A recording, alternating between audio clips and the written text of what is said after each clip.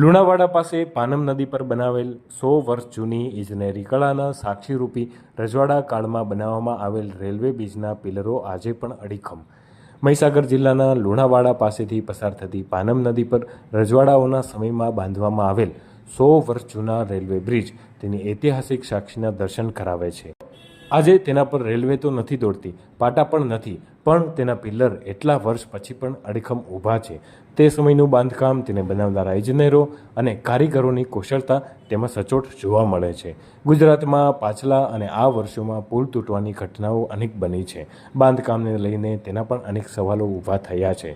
ત્યારે આજે ગુજરાતમાં એવા પણ વર્ષો જૂના બાંધકામ હયાત છે કે જેની ઇજનેરી કળા આજની ઇજનેરી કળાને પણ ટક્કર મારે તેવી છે.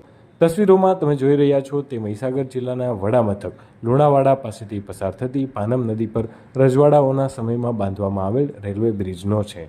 આ રેલવે બ્રિજ 100 વર્ષ જૂનો હોવાનું કહેવાય છે.